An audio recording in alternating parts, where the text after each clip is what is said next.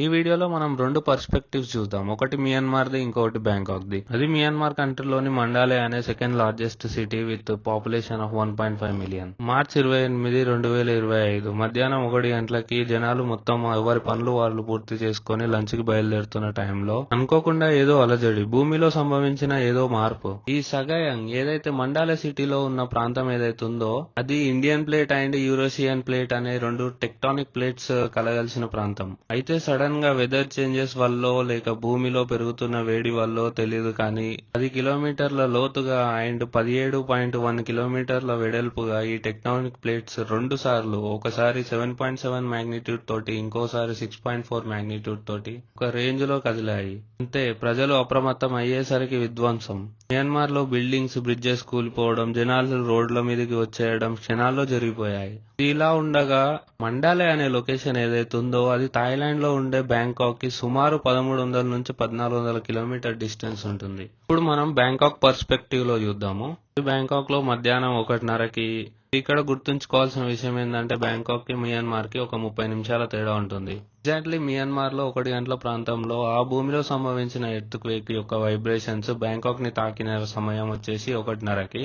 Bangkok లో ఉన్న ఒక్కో ఎత్తైన బిల్డింగ్స్ ని మొత్తం షేక్ చేసింది ఆ మియన్మార్ లో సంభవించిన ఎర్త్ క్వేక్. బ్యాంకాక్ లో ప్రతి ఒక్కరు వాళ్ళ పనులు పూర్తి చేసుకొని లంచ్ కు వెళ్తున్న సమయంలో 1:30కి సడన్ గా ఎక్కడి నుండో బిల్డింగ్స్ ని ఎవరో ఊపుతున్నారు అనే విధంగా షేక్ అయ్యాయి.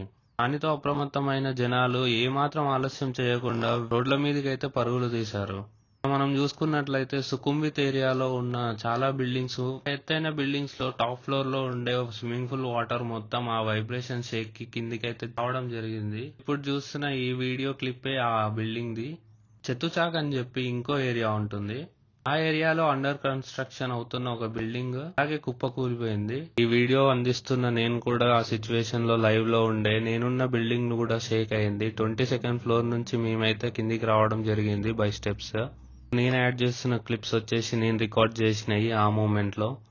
చూడండి, మొత్తం అంతా ఉరుకుతున్నారు కావడానికి. సీరియస్లీ బిల్డింగ్ అయితే ఫుల్ షేక్ అయిపోయింది.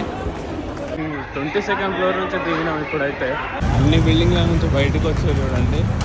స్విమ్మింగ్ పూల్ లో ఉండే వాటర్ పడిపోవడం, జనాలు మొత్తం రోడ్ల మీదకి వచ్చి ఖాళీ స్థలాల్లో వెతుక్కొని ఉండడం, సాయంత్రం వరకు రోడ్ల మీదనే ఉండడం.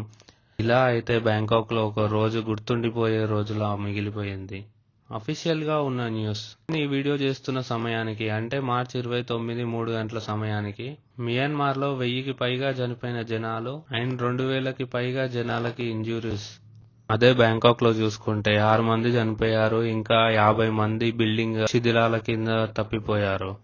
ఇప్పటికైతే సౌత్ కొరియా $2 మిలియన్ అయితే డొనేట్ చేసిందనమాట మియన్మార్ కి. ఇంకేమైనా అఫీషియల్ న్యూస్ వస్తే నేనైతే అప్డేట్ ఇవ్వడానికి ట్రై చేస్తుంటా. Until then stay tuned with Bangkok లో తెలుగోడు. అండ్ వీడియో కనుక ఇన్ఫర్మేటివ్ గా అనిపించుంటే please do subscribe and like the video. Thanks for watching.